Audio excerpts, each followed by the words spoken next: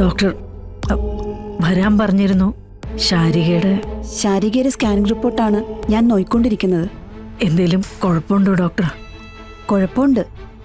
ഗർഭസ്ഥ ശിശുവിന് ക്ഷതം സംഭവിച്ചിരിക്കുന്നു.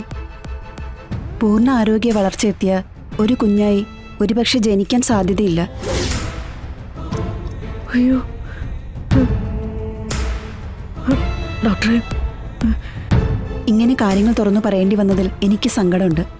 പക്ഷെ പറയാതിരുന്നിട്ട് കാര്യമില്ലല്ലോ. നമുക്ക് കഴിയുന്ന പോലെ ട്രീറ്റ്മെന്റ് ഒക്കെ ചെയ്യാം. ബാക്കി പകുതി ഈശ്വരൻ ചെയ്യട്ടെ. മാസം തികഞ്ഞില്ലെങ്കിൽ കുഞ്ഞിന് മറ്റെന്തെങ്കിലും? ഞാൻ പറഞ്ഞല്ലോ, കുഞ്ഞിനെ കിട്ടും. പക്ഷെ പൂർണ്ണ വളർച്ച എത്തിയ നിലയിൽ കിട്ടിയെന്ന് വരില്ല. ചിലപ്പോ എന്തെങ്കിലും അംഗവൈകല്യങ്ങൾ ഉണ്ടാകാൻ സാധ്യതയുണ്ട്. ഈശ്വര. ബുദ്ധി കുറവോ, സംസാരശേഷി കുറവോ, കേൾവിശക്തി കുറവോ, അങ്ങനെ എന്തെങ്കിലും കുറവ് കാണിക്കാം. ഈശ്വര. ഡോക്ടർ, ഇതിപ്പം ഇങ്ങനെ ആവാനുള്ള കാരണം ആ വീഴ്ചയാണോ? അതും ഒരു കാരണമാകാം. മറ്റെന്തെങ്കിലും ബുദ്ധിമുട്ടുകൾ ഉണ്ടായിട്ടുണ്ടോ എന്ന് നമുക്കറിയില്ലല്ലോ.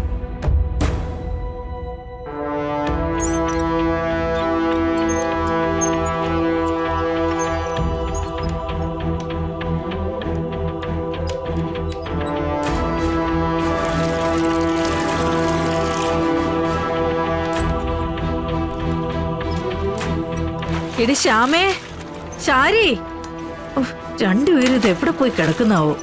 ഈ വെള്ളം ഒന്ന് എടുത്ത് ഹോട്ടലിൽ കൊണ്ട് വെക്കാൻ പറഞ്ഞിട്ട് എല്ലാത്തിനും എന്റെ കൈ തന്നെ വേണോന്ന് പറഞ്ഞ ആര് കേക്കാനാ? ഒരു കാര്യത്തിന് സഹായിക്കാൻ ഒരു കുഞ്ഞുമില്ല.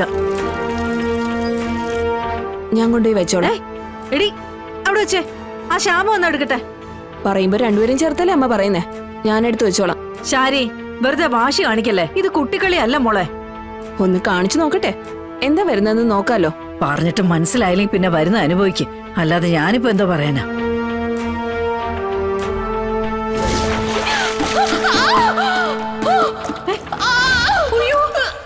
ചതിച്ചു ദൈവമേ. മോളെ ശാരി, ശാരി, മോളെ എഴുന്നേക്ക്. മോളെ ശാരി.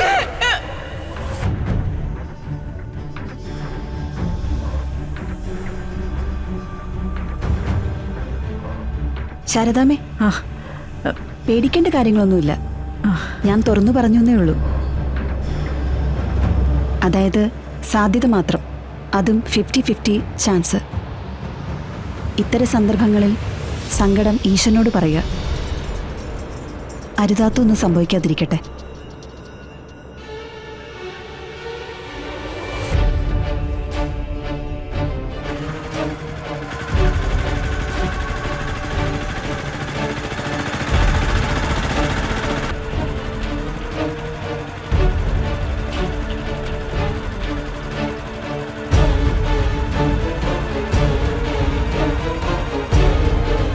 എവിടെ പോരാണെന്നാ പറഞ്ഞേ? ആ റെയിൽവേ സ്റ്റേഷൻ്റെ അടുത്ത് എവിടെയെങ്കിലും നിർത്തിയാൽ മതി. എന്റെ മോൻ വിഷ്ണുവേ, അവൻ അവിടെ വരും.